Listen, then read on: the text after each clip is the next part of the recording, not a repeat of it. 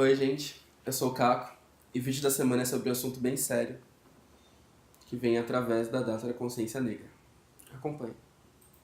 Seria muito estranho se eu fizesse esse vídeo rindo, se eu fizesse esse vídeo brincando com as palavras como eu sempre faço, ou tentando dar o mínimo de descontraída para falar sobre um assunto muito sério, justamente porque a gente precisa entender um pouco melhor o que isso significa e como isso se dissipa ao longo de tudo que a gente vê. Para começar a falar sobre consciência negra, eu achei importante trazer referências históricas para que a partir daí a gente consiga conversar sobre o que realmente isso implica. A consciência negra ela vem através da morte do Zumbi dos Palmares. A morte do Zumbi, na verdade, foi no dia 20 de novembro de 1695. Só que, por que isso passou a ser importante para a data e como isso foi construindo o que a gente entende hoje como esse feriado, que para algumas pessoas é só realmente um feriado?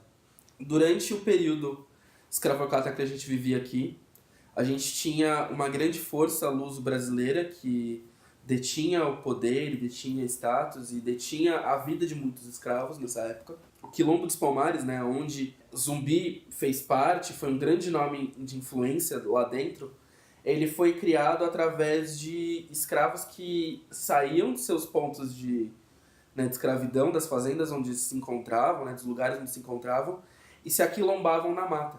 O termo quilombo vem justamente disso, de pequenas concentrações dentro da mata. E a história nasce já a partir daí. O quilombo foi criado justamente para que as pessoas não passassem pelas humilhações, pelas torturas e pelas formas de desumanização que aconteciam dentro desses espaços. É a tentativa de garantir uma vida mais distinta e menos oprimida na forma como a gente vê. Já era uma necessidade de organização do povo da época achar um local que não fosse palco desse tipo de desumanização. E isso foi desenvolvendo toda uma luta, todo um condicionamento para que as coisas não ficassem da forma como elas eram.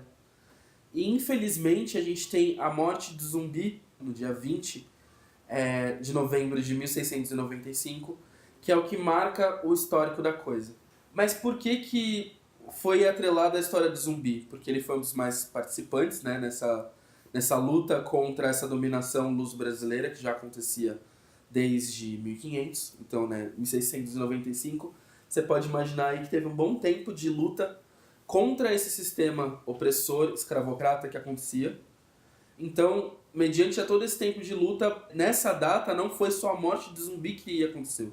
Aconteceram a morte de outros, muitos escravos que também faziam parte do Quilombo dos Palmares. O primeiro resgate que a gente tem dessa história do Zumbi, ela acontece nos anos 70. Um grupo atuante da militância negra resolve tomar a primeira iniciativa de ressignificar a data da morte do Zumbi, trazendo consciência para a data, relembrando o que aconteceram com os nossos ancestrais, ancestrais negros, e como isso se divide na história, como a gente sente essa história por completo. Desde então, a gente ainda teve uma grande ressalva desse grande sistema que a gente vive, que não entendia a necessidade de caracterizar uma data voltada a esse ponto. A data só foi passar a ser considerada mesmo como um valor histórico em 97, onde a morte do Zumbi foi minimamente reconhecida aí, dando caráter de identificação ao assunto. Só que só em 2011 que a gente tem o primeiro acerto de contas, assim dizendo, onde de fato é reconhecida a importância da data conforme a morte do Zumbi e caracteriza o todo como sendo uma data para falar sobre ancestralidade, para falar sobre consciência, para falar sobre expansão de consciência. Só que, como é que a gente consegue falar de tudo isso sendo que nem metade das pessoas tem noção de como nasceu essa história? Muita gente acha que quando a gente fala sobre consciência negra, a gente está falando sobre mimimi, a gente está querendo ter espaço, a gente está querendo ter relação de superioridade, mas na verdade está longe de ser uma relação de superioridade. Na verdade é uma relação estabelecida através da necessidade da identidade. Quando você entende que um povo tem a sua identidade apagada, tem seus valores apagados e que vivem através de miscigenações compulsórias, não miscigenações afins, foram todas forçadas. A gente sabe que dentro desse período todo aí, desde da vinda dos negros para cá, foram sequenciais os estupros que fizeram com que a nossa sociedade se tornasse o que ela é hoje em dia, que é extremamente miscigenada. Por isso que é importante que a gente retome esse tempo dentro da data de consciência negra para entender a ancestralidade. Entender o nível de periculosidade do que a gente está falando. Quando a gente estrutura tudo isso, fica muito mais claro de ser observado que, na verdade, o intuito de ter uma data como essa é justamente para que a gente não precise chegar no ponto de pedir consciência. A gente tinha um contexto histórico muito deprimente, né, desse tempo todo. Eram mais de 20 mil pessoas, por exemplo, existindo dentro desse quilombo. E a luta pela identidade, pelo respeito à identidade, pela civilidade sempre foi uma questão muito grande. E mesmo essa luta toda acontecendo lá atrás, desde antes de 1695, a gente tem até hoje que lutar pelas questões que são minimamente parecidas, né? A gente está ainda falando sobre a importância de combater o racismo, a gente está falando ainda sobre a valorização das vidas negras, sabe? Black Lives Matter, a gente vê hoje em dia lá nos Estados Unidos rolando esse tipo de ação, vê aqui no Brasil também, vidas negras importam, só que é um movimento que vem acontecendo desde lá atrás. E por que a gente precisa sempre reiterar o que está acontecendo, sabe, com a cultura negra desde lá atrás para ter o mínimo de representatividade e valor hoje em dia? Sabe, por que as vidas negras continuam sendo tratadas como se elas não fossem valorizadas o bastante? Aliás, como se elas não são valorizadas o bastante, bom frisar. Mas por que elas continuam sendo tratadas como se elas não tivessem nenhum valor? O que faz com que as pessoas pensem que exista uma hierarquia racial onde uma parcela da sociedade se acha no direito de se ver melhor do que uma outra e através disso se acha no direito de menosprezar, de maltratar, de trazer uma série de questões de preconceitos. E é engraçado como constantemente a gente acaba meio que voltando no tempo e tem que reiterar esse tipo de ação, sabe? Isso aconteceu em diversos anos até hoje em dia e até hoje, né, com um presidente que foi eleito, não é meu presidente, tendo que reiterar o fato de que vidas negras importam, que afeta não só socialmente falando, mas afeta psicologicamente falando as agressões que a gente sofre. E são agressões desde físicas a psicológicas. No contexto que a gente tem hoje em dia, trazendo, né, a questão toda de zumbi para hoje em dia, a gente continua ainda tendo pessoas negras sendo espancadas, sendo machucadas, sendo escravizadas, sendo agredidas psicologicamente ou não. E como que a gente faz para que isso tenha uma noção de consciência adquirida por todo mundo, sabe? Identificando que o racismo precisa ser combatido. Não é tolerar, não é fazer vista grossa, combater o racismo. A partir do momento que a gente entende que esse tipo de comportamento ele é extremamente nocivo para a vivência em sociedade, que através disso a gente não evolui enquanto sociedade, é um ponto a se prestar atenção, sabe? Aonde mora o preconceito nessa coisa toda?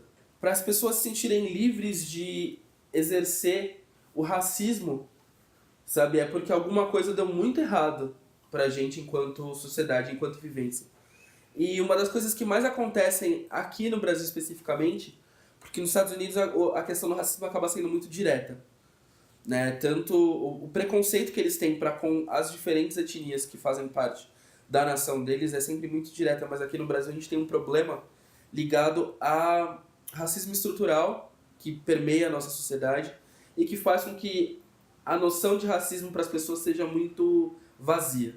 É através dessas pequenas coisas que a gente precisa parar para pensar, sabe? De como o racismo estrutural ele afeta a nossa vida em sociedade de uma forma direta.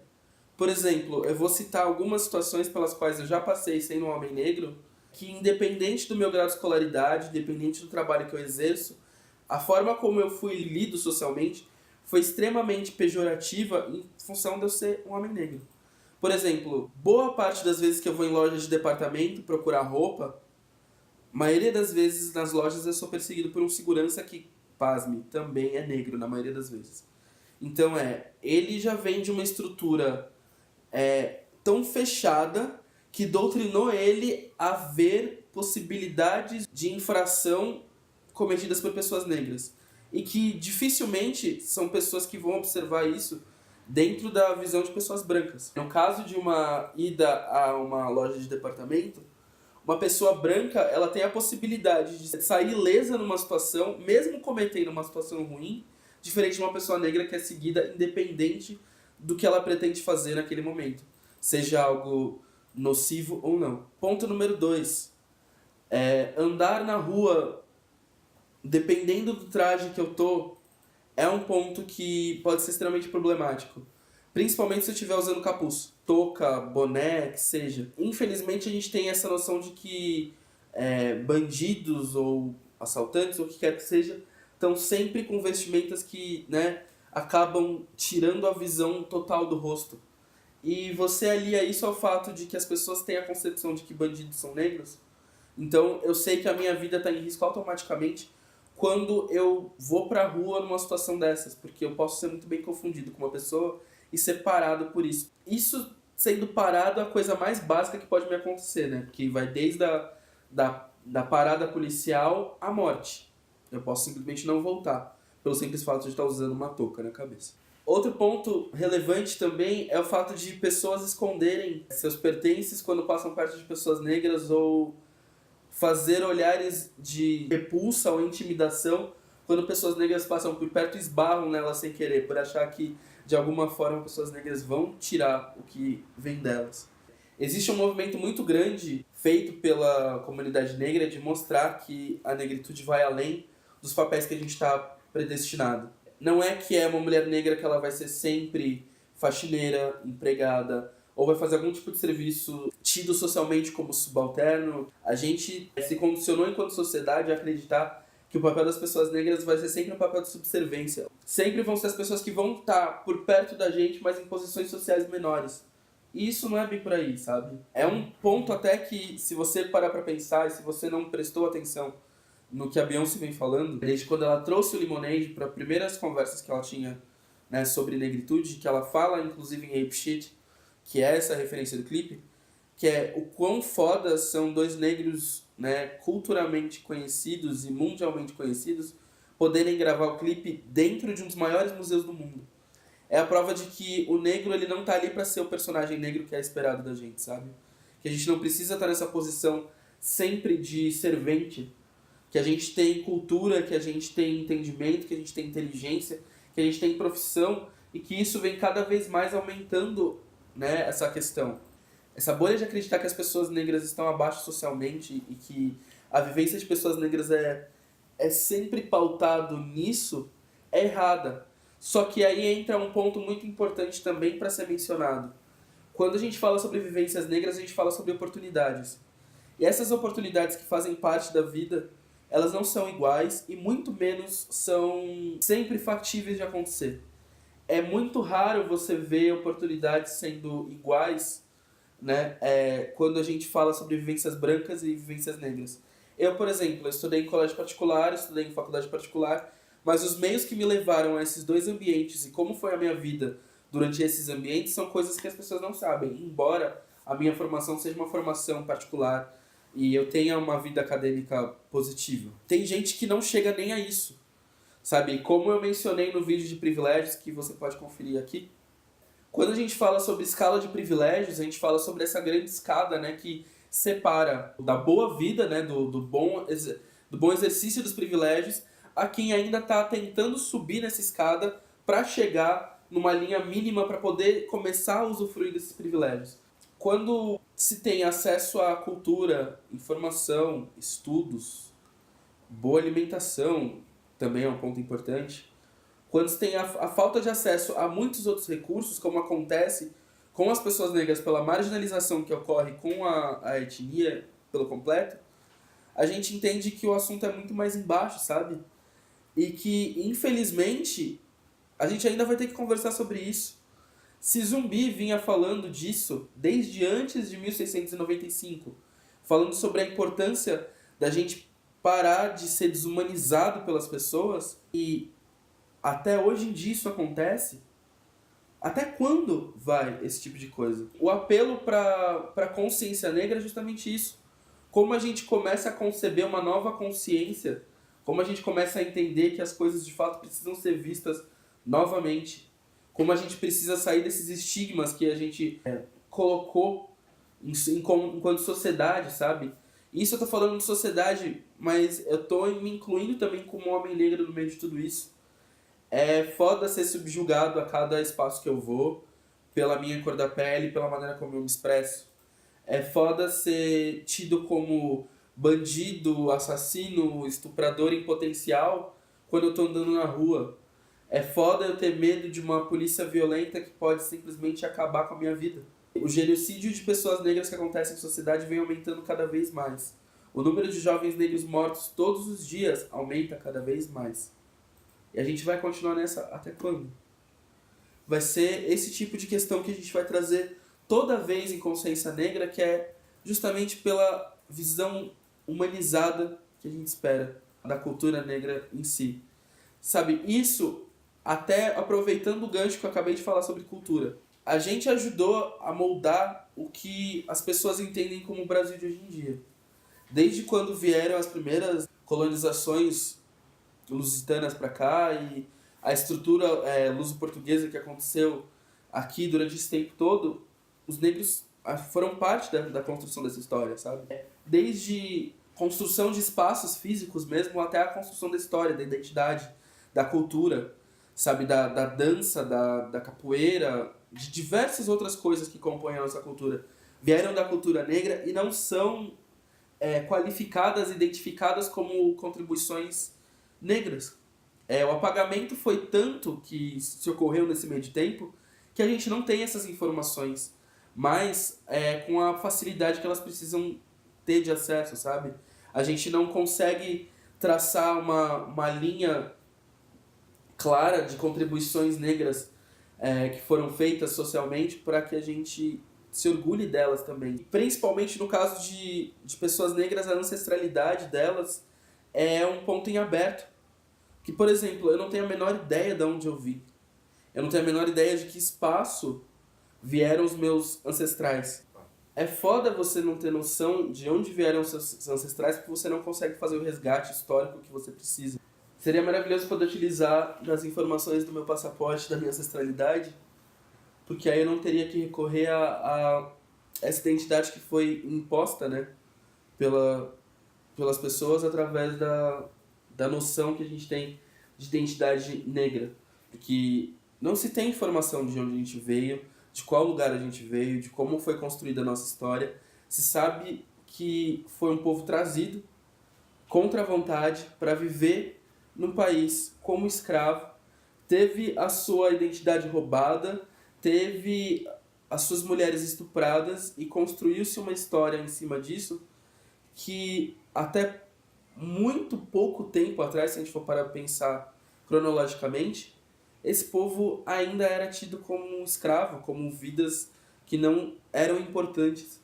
E até hoje a gente vê isso acontecendo, sabe? Até hoje a gente vê os acessos sendo negados e a dificuldade que a gente tem de começar essas conversas, sabe? De recuperação da identidade que foi perdida. E aí eu me pergunto, até quando? Bom, a ideia desse vídeo era discutir um pouco sobre como funciona a questão da consciência negra, qual é a importância desse feriado, pra gente falar no todo, e lidar com isso de uma forma diferente, trazendo uma noção geral de como isso é importante. Não só para a história de pessoas negras, mas para a história em geral. Sabe, a contribuição negra ela é muito grande e muito significativa. Da mesma forma como ela tende a continuar sendo, se ela não for barrada da maneira como ela é barrada, por conta de velhos conceitos que costumam não ser quebrados, sabe?